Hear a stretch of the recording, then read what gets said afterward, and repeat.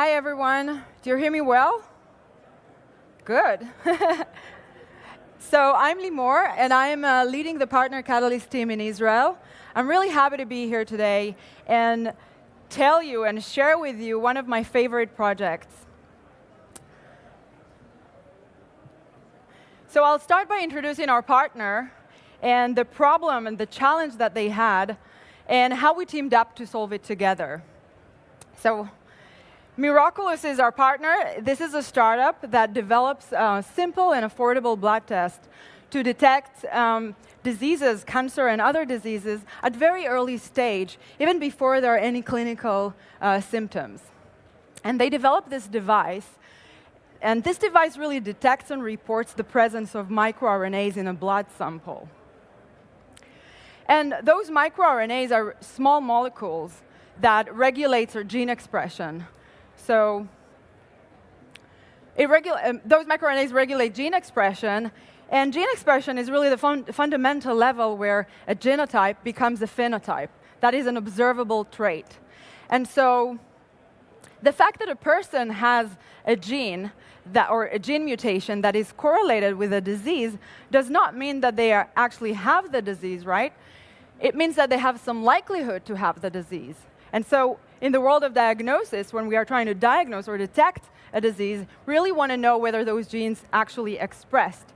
And for that, we have those microRNAs, those small biomarkers in the blood that can indicate that at very early stage. But how do we know? Let's say that we use the blood test, this device that I showed you earlier, and we detected that there are several specific microRNAs present in the blood. How do we know which genes they regulate? How do we know which diseases are correlated with them? And so all this information about genes and microRNAs and diseases actually present in the National Center for Biomedical Information. There are thousands of research papers since the 90s, and they document all the relationship that has been found, all the correlation that has been found. However, if we have a microRNA that we found in a blood sample, and we want to know all the genes that are regulated by this microRNA or all the diseases that are correlated with it, we will have to go through a hard process of searching these documents and reading, clicking one by one until we find all the information that we have. And so we teamed up with Miraculous to really scan all those public documents, all those public research papers, and build a graph of relationship between our entities, a graph that represents all the genes that are regulated by the microRNAs and the disease that are correlated with it. How we did it? We developed a classifier that identifies those relations. And I will explain how we did it. So this problem of taking a corpus of documents and building a graph of relation of entity relation is called entity relation extraction. So in case you are looking for the reference, this is how this problem formally called. And our work, the work that we did with Miraculous, is really powering the backend of the Loom tool that they developed. They are using the Loom tool themselves, but they also made it available online for other researchers. And this is really a tool where you can visually explore all the relationship between those microRNAs, genes, and entities. And you can click on a specific microRNA and find all the related entities. You can even find all the sentences that based upon which we decided that those entities are related and track back, link back to the original paper on NCBI. So before I'm describing the solution, let me formally describe the problem.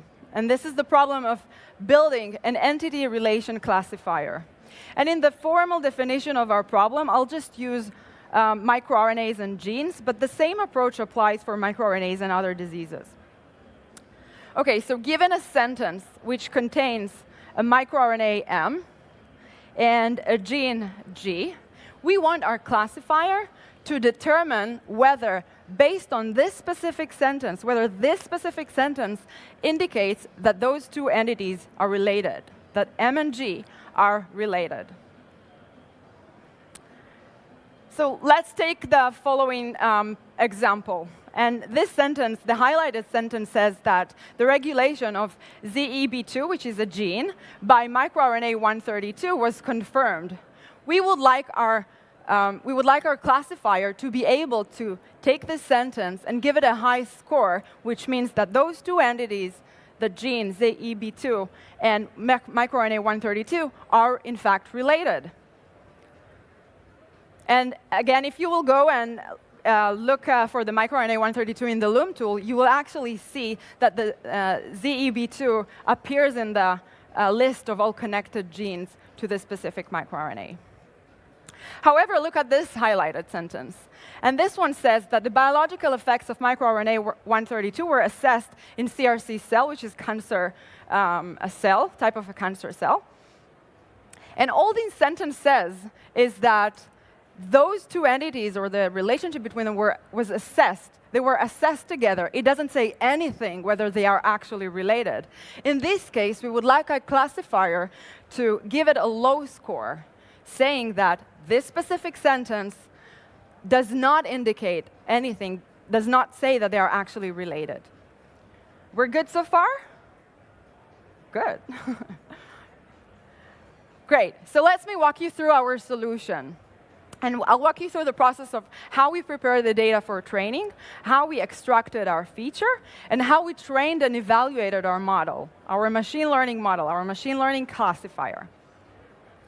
So we started with all the documents of NCBI, and the first things we did, two first things that we do, it was to break the sentences, break all the sentences from the research papers, and then extract the domain entities that we have, genes, microRNAs, and diseases. And then we kind of filtered out all the sentences that did not contain any of our entities, any pair of entities. And we extract and we filter out those sentences. And now we have a lot of sentences from all those research papers that contains our entities, contains microRNAs and genes. And the next step would be to label it, to label each sentence, whether it's a positive example or a negative one, so that we can train our algorithm, can train our machine learning model. However, we did not have any labeled data, and solutions like Mechanical Turk and other Mechanical Turk-like solutions weren't suitable in our case because we really needed domain expertise to understand what the sentence means and apply the relevant label or tag it with the relevant label. And so we had to come up with a different approach. And of course, we had thousands of sentences. We couldn't, it would take us a long time, too long, to actually find people who have the domain expertise and that can label those sentences. So what we did is we used an approach that is called distant supervision. So let's take a look at what distant supervision is. Distant supervision is the ability to create label data based on combination of two things. On one hand, we had our sentences that included all the pairs of entities, the microRNAs and the genes. On the other hand, we had a curated database of known relations. Now, one would probably ask, so why can't you just use this curated database of known relation and build a graph on top of it? And the answer is that it has only some of the relations, some of the known relation. It's curated by researchers that didn't go through all the documents on NCBI, but only on a selected set of documents. And so it's partial. And in addition, it is not frequently updated. So we don't have fresh knowledge of what are the relations at any given time. And so how do we label the data? We label the data through aligning those two sources. And aligning means that every sentence that we have with a pair of a gene and a microRNA, we will label it as a positive example if they are known to be related according to our curated database. Otherwise, we will label it as not related or non-positive example. So now we have a labeled data set. And I'm going to go back to our process of preparing our training data. So after we had our labels, we're not done yet. We still have some more processing to do. And the next thing we do is entity replacement. We are taking each one of our entities and replace it with a marker that represents its type. So microRNA 335, we would replace it with some entity M marker. It's just a placeholder. And the same goes for BRCA1, which is a gene. We will replace it with an entity G marker.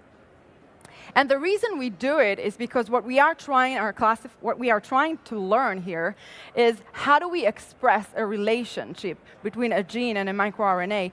The specific type does not matter. We just want to focus on the different ways to express this relation. Sorry. So if we have more than 2 entities, we will just replace each pair at a time and use some neutral marker for the other entities, because sometimes sentences will include more than 2 entities. The next step would be trimming our data. So sentences in research papers tend to be very long, and we really wanted to focus on the part that described the relationship between the entities. So we wanted to trim our sentences and kind of get rid of some prefix of the data and some suffix of the data. But we experimented with how do we cut this? How do we trim? Do we just start with the first entity and the last entity and get rid of everything before and after? And we experimented with different sizes, and we got the best results when we kept 3 words before the first appearance of an entity and 3 words after, and then get rid of the rest. And this way we could focus on only on the sections that really represents the relation, but sometimes words before the entities can actually still be part of this representation. And then the next step are really the classic, very common ways of preparing our data for entity extraction. So it's just cleaning the data, cleaning the data, tokenizing the data, stemming, which is really transforming the words into their root, in their canonical form, and then normalizing the data, which in our case was just simply lowercasing everything. So we now have labeled data. It is ready for feature extraction. Let's see which features we kind of experimented with. And so we started with bag of words. Bag of words is a very basic feature when you're doing natural language processing. Think about all your words, your canonical words in a corpus, as a huge array. And bag of words is really the frequency of each word in your sentence. And so we're pretty much counting the frequency of the appearances of each word in the sentence and update an array, this very large array, to represent it in relation to our corpus. And you can use frequency of 1 word. In this case, we will call it bag of words with 1 gram. Or you can use you can actually measure the frequency of 2 consecutive words, and each 2 consecutive words will become a phrase. And this would be 2 gram and 3 gram, and so on. The next step, I'm kind of moving everything really quickly, sorry. So the next step is really syntactic-based features. We started with part-of-speech tagging. We added part-of-speech tagging, which is really grammatically tagging the words into whether they are adjectives, verbs, nouns, and so on. And dependency parse tree, which is grammatically tagging the relation between the words in our sentence. The next type of feature is called word embedding. Word embedding is a really interesting feature when doing NLP. And think about word embedding as a way to represent each word as a multidimensional vector in a way that words that are related to each other or oftenly appear together will have a vector representation that is relatively close to one another. The distance between them is relatively small. And so interesting stuff happens when you use word embeddings. And so if, for example, you take a vector representation of the word king minus man plus woman, you'll get the vector representation of queen. The same goes for if you'll take Paris minus France plus Spain, you'll get Madrid. So this is a common feature, and it's a fun feature to see that those operations are actually working and make sense. And we had all those features, but what we really wanted to experiment is which features we actually want to use. And we built a script which pretty much created a training set that is for every combination of features here. Every combination was a different data set, and we trained different logistic regression models and evaluated the F1 score per each combination so that we can find the best one. So let me share with you the results.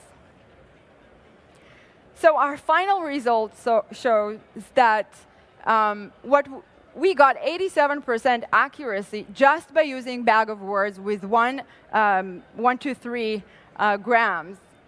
And just adding part of speech tagging or word embedding didn't lift any of the performance, didn't add any accuracy to our model. At the bottom, we can see that word embedding and part of speech tagging by themselves performed really bad. Only 62 and 65%. And at first, when we saw the result, we thought, well, we were kind of surprised because we had high hopes that word embedding will work. But when thinking about it, it actually makes sense. And the reason it makes sense is because when you are narrowing down your problem to a specific domain, and you're trying to extract a relation between entities, there are only a few words, there are only a few ways where you can, there are only a few ways to describe that those two entities are related, right? How many ways could there be? And all those ways are really captured by bag of words with the different sizes that we've tried, 1, 2, 3. And so you can find all the resources online, and everything I just showed, you'll find available on our code story repository. It will link to our GitHub account. There will be a Jupyter notebook where you can just use it and walk through it. And I will also really, I would like to recommend you to check out YouTube and search for a TED Talk by Jorge Soto. He's the CDO of Miraculous. And this is when I watched this video for the first time, I was really inspired. And I just, kind of contacted them and told them, hey guys, do you have any interesting problem that you would like us to help you solving? And this is how this whole project started. So what we were able to do is really take years of research since the 90s. At the 90s, the microRNAs were really discovered. So we were able to take years of research that are available online, but are not really, but are hard to access, and make it available not just for Miraculous, but also for other researchers, making it available to solve actual real-life problems that could actually save people's life. And on a final note, I would say, this is just really one example where we took data, we took research, we took a lot of knowledge that is out there and make it accessible to solve, meaningful problems. And think about what we've been doing for the past decades. We've been collecting huge amount of data, pretty much documenting all the knowledge, everything we know about this universe, and we documented it on the internet. And now we're kind of moving from the information age to the intelligence age, where with artificial intelligence, we can really make sense of it all. We can really understand it, make it available to solve real-life problems. And so far, the internet has been mostly our kind of a collective memory. But with artificial intelligence, I believe that it will become our collective brain. Thank you.